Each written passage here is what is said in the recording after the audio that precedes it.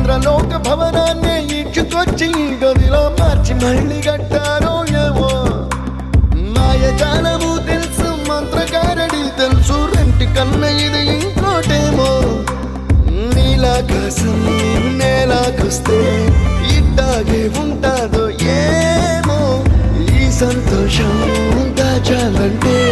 హృదయాలు ఓ వంద కావాలేమో ఇంతందంగా ఉంటుందా ఈ లోకం ఇన్నాళ్ళు ఈ మనసుకి తెలియాలేదే పాపం